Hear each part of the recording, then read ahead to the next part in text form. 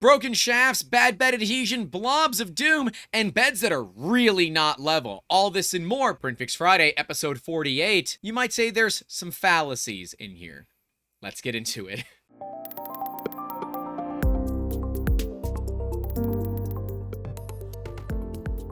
Hey guys, welcome back to the channel and YouTube's longest weekly Print Fail Fix video series.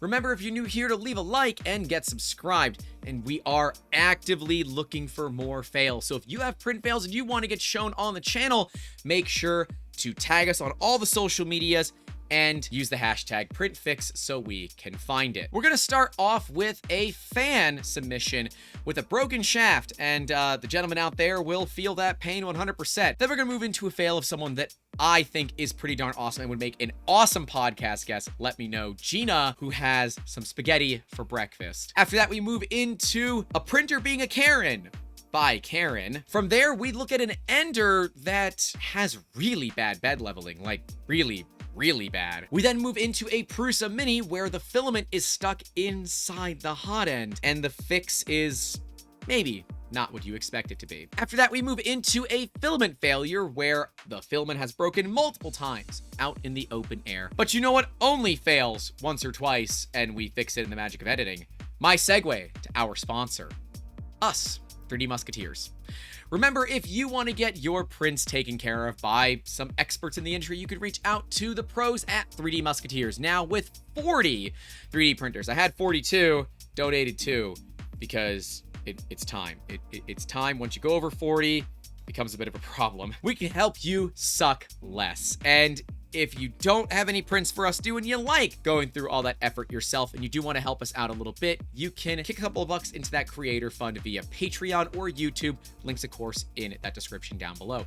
But we are also offering high-end 3D scanning, so should you want to join the ranks of people that get stuff scanned on the channel, you can do so by emailing us and we'll get something set up. We are working on an address for people to send fan mail to. It did not work as well as I hoped for, so I'm sorry. But we also know that not everyone can afford a couple of bucks or wants to utilize our scanning services or printing services. And that's why a like and subscribe goes a long way to helping us make these videos every single week. Almost 1 year now.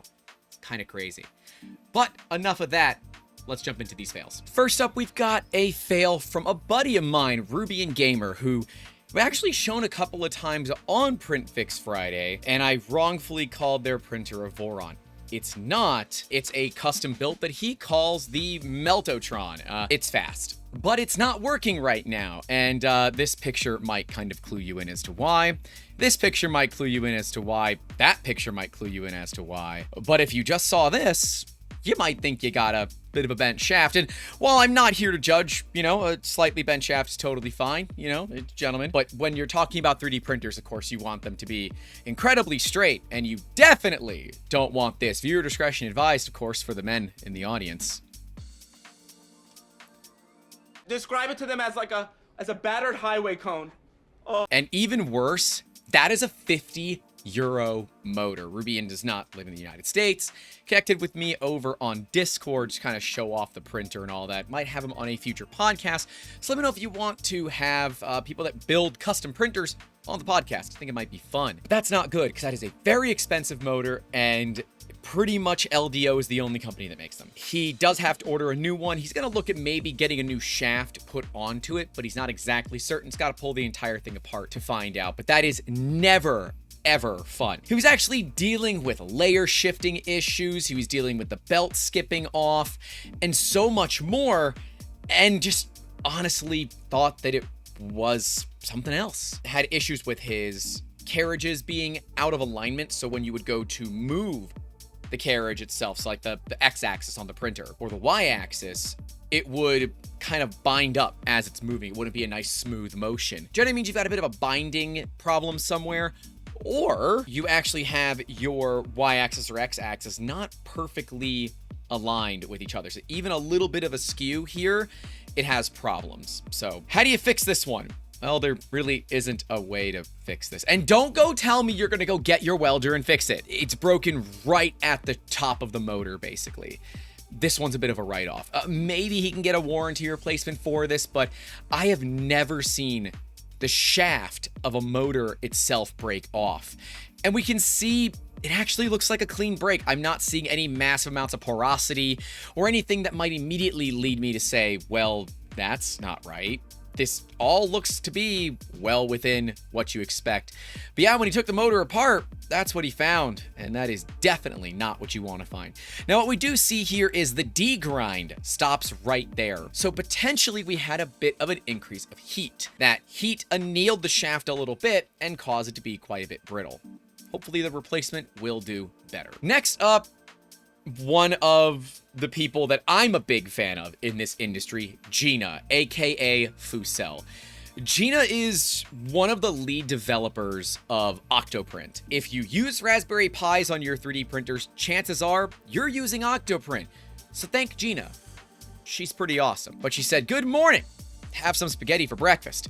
And while I do have a Latin heritage, I'm not a fan of spaghetti for breakfast. One, it's gonna get all over the place and I'm gonna stain a shirt guaranteed.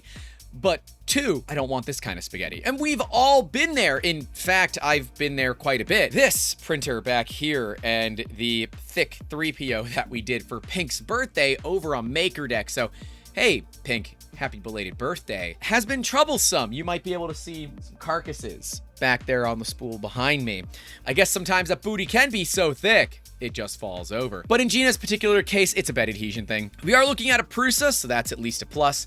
And she does have one of my favorite mods where you put a LCD screen next to the Prusa screen that basically runs Octoprint or something like that. And if you're really cool, it's a touchscreen as well. So you can basically do all that you would need in the same basic package of the printer, and the Pi can be somewhere else. Absolutely love that. But this is one of those cases of bed adhesion is not going to work for you all the time. So we can see that there was quite a bit of proper printing here. Shout out to John over at Proper Printing. And it didn't stick.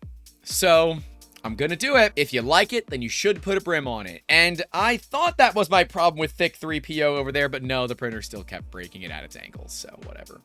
But yeah, brim would have probably helped this. But, you know, there's a multitude of problems. It's a bummer that a lot of this material is now going to absolute waste. But of course, you might get lucky and your local recycling centers will take it and reuse it. So that's always a plus. Next up, friend of the channel and a friend of mine, Karen, one of the few Karens that I will ever associate with. But she is a sad Karen. And, I can understand why. She says, "I must fix this ASAP, then hug and cuddle my poor mistreated printer, hashtag shit happens." And I feel that. I feel this in my soul. This, ladies and gentlemen of the jury, as you have known on many occasions here on the PrintFixFriday series, is a blob of doom. And doom to doom, doom, doom it is. This is one of the worst ones I've ever seen on a Prusa Mini. Hilariously, Karen saved it. She did end up going to order a brand new hot end. Of course, all the memes are phenomenal on this. But she ended up ordering a brand new hot end from Prusa just in case. But as Mr. Chris Russell of Practical Printing pointed out, it might be time to get a new hot end. But as a few others pointed out, and Bugman140 being one of them, it's about the same price as going Revo. Just saying, with an MM10 upgrade kit from Mad Monkey, makes your life quite a bit better. We did this on one of our Prusa Minis. We'll card to that video so you guys can take a look. It's been printing some abrasive stuff recently. But we can see that she did get it alive. It took quite a bit of effort, quite a bit of nonsense. We can actually see that she used a heat gun, and I do recommend using a heat gun. Do not use fire to unclog or remove blobs of doom. That's how you ruin your printers. And a heat gun with a very fine tip like this is actually a pretty good idea. Normally, we do recommend to heat the printer up to at least 30 degrees above your printing temperature for that material so that you can slowly just let it melt itself away.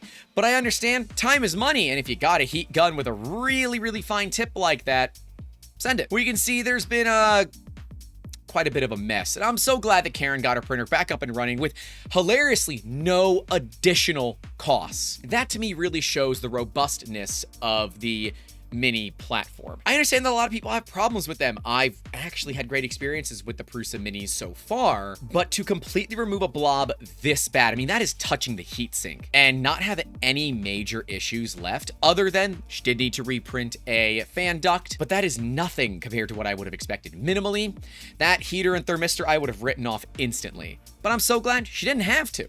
It's always fun. I'm fairly new and have no idea why it's low on the right side of my print bed. Bed should be level. I used a level bubble tool and bed level with BL Touch. No level adjustment has changed my results. Printing at 200 on the nozzle, 60 on the bed. Z offset is negative 1.8. In a case like this, the Z offset is actually completely irrelevant. It doesn't matter. But I would guess that you're likely actually probing your bed when the bed is cold, and you should be doing it when it is hot. Metal expands when it gets hot, and the beds for enders are made of aluminum. And that means as the system is heating, that aluminum is expanding a little bit. And what you're dealing with is a warped print bed. A lot of times it's pretty easy, throw a piece of glass on it and you'll be good to go. But I personally hate using glass. I would look at adding more points for your BL Touch to try and accommodate this problem. You can also look at outright replacing that print bed with something new, but if you are relatively new to printing, then I don't think you want to spend that kind of money, and I don't necessarily blame you. These printers should work fine, reasonably well outside of the box. Now, we could also have a different problem, and I might see evidence of it. Let's zoom in over here. Let's enhance. No, it's just really dirty. I thought maybe a V-wheel was going to be loose here, and it's still a good thing to check, right? If you're getting it being low when the printer is moving in one direction, but it's totally fine in the other, you might have an issue with V-wheels. Now, check them on your X-axis, your Y-axis, which actually under the print bed, and your Z-axis. I don't think the Z-axis is going to be the problem here. I'm more curious specifically on the Y-axis, but it could also be the X. Otherwise, it looks okay, so it is just randomly going from perfectly fine to looking like shit, which tells me that it is probably more of a V-wheel problem than anything else. Let's see what the comments have to say about it. I'm glad we have someone talking about leveling, because it's not leveling, it is tramming. To be very, very specific, you want your X-axis to be parallel to the bed. That is what is important. Any amount that it is outside of parallel means it's not going to run efficiently and effectively. And if it's a little bit askew, it might get worse on one side, the front, the back, whatever it might be. And I like how they're expanding on it and saying that if the table's not level, the printer also won't be level, so it's not that big of a deal. And a BL Touch is only going to do so much. Bubble levels are not useful here in this particular case, and the ABL does not need to be replaced. You just need to adjust the bed level screws. I would make certain that the V-wheels are tight, because this much of travel from one area to another is not consistent with something like a BL Touch. They're normally pretty darn good, but I'm not going to rule it out. So things to check. 1, are you probing your bed when it is hot or cold? 2, is anything binding up getting in the way? I don't think it is, but I'll add it in there right at the end. 3, are your V-wheels tight?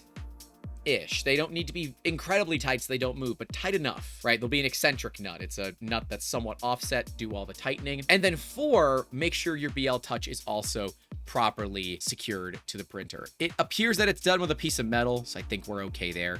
But this is not indicative to me of bad bed level, because we have some areas where it's good and a lot of areas where it's not. Let me know what you guys think about this one specifically. I'm curious. I think it's V-wheels, but I'd love to know your thoughts on it. Can't remove filament from nozzle. Well, that's a problem. I've been using PLA for a few months and suddenly a print failed because no plastic was coming out of the nozzle. Try to do a cold pull, but the filament only moves a little and then stops. So tried heating the nozzle to 260 to see even if the PLA would melt through, but to no avail. How can I get it out? Well, it's not stuck in your nozzle. It is likely stuck between your nozzle and the PTFE tube. Now remember, the Mini is technically an all-metal hot end, but it does have another piece of PTFE underneath that brass coupler. That's to help guide everything through, and honestly, one of the downsides of the Mini. It's got 4 total pieces of Bowden tube along the motion path of the filament. That does include the one that goes into the extruder. And that's why we do recommend going to an E3D Revo with the Mad Monkey MM10 upgrade kit, because it takes it down to 2, but only 1 where it counts. This is stuck in the PTFE, so you need to remove this brass coupler. You can do so with a wrench, fairly certain it's 10 mil, but you can also use a pair of pliers in a pinch and go ahead and pull out the entire thing with the PTFE tube and likely just push it out from the front. This is a problem because it likely means that there is some garbage in that PTFE tube, and honestly, you might just want to look at replacing it should it not be that complicated. We have not done a video on replacing the PTFE inside of a Mini, but if you guys want to see it, let me know and we'll do one in the next coming weeks. We can see the top commenter got it on the nose. The filament is stuck in the PTFE tube. Undo it with the wrench, pull it out, and the PTFE tube. You could replace it, but I think it should be okay, assuming it's not jammed. I actually think the filament has made a bit of a ball and can't be pulled through the PTFE. So instead, you got to take it out and push it through the front side. Not exactly print, but what's causing my filament to snap like this? This one was actually sent to us by our editor, Andrew, because when he goes to Reddit, he now is getting fed 3D printing content. It's working. And he wanted to know what the cause of this is. And so does the individual here. It's likely a few different things. One, the filament was not adequately cooled when it was spooled. You can see they're getting close to the end of their spool. And if filament was still a little bit warm, it will basically anneal itself to the shape of the spool itself, right? There's a memory in filament, if you will. And because that curve is quite a bit tight, it has a little bit too much stress and starts to crack. This can happen especially in 3mm filament if you leave it out off of its spool for too long. I'm guessing they likely had this sitting in open air like this for a while. Some people hypothesize that it could be from wet filament, and it could be.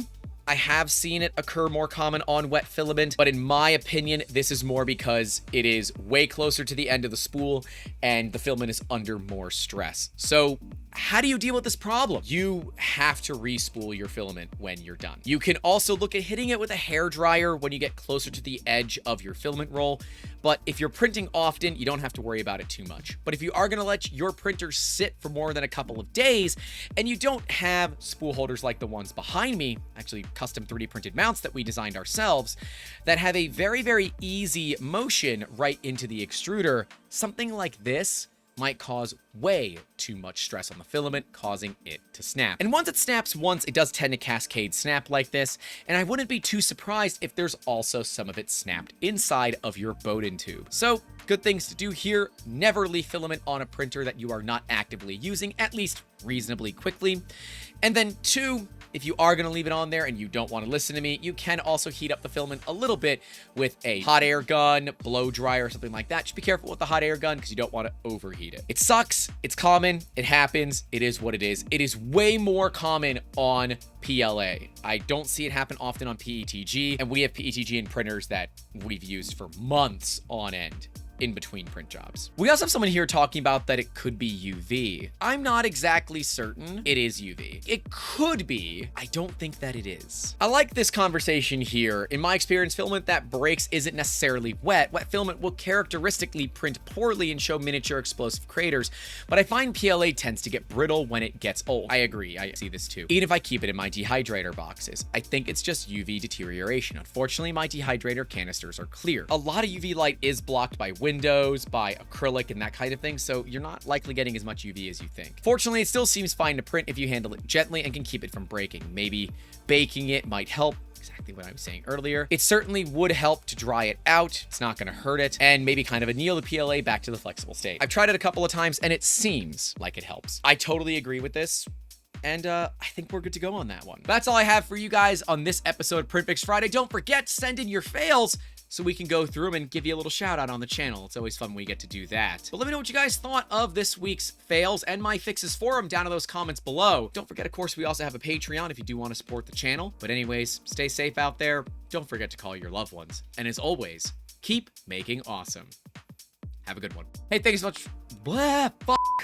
Hey, thanks so much for watching this video, and a massive thank you goes out to all of our Patreon and YouTube channel member supporters. Remember, if you want to get your name listed right next to me as part of the elite group of Musketeers, you can do so by joining our Patreon or YouTube channel members at the $5 tier or higher. Right below me will be the entire PrintFix Friday series, and next to that will be a bit of a fail of my own, the driving video. It's one that I really liked, but it didn't come out great. I will see you guys down in those comments and in the next one. Take care.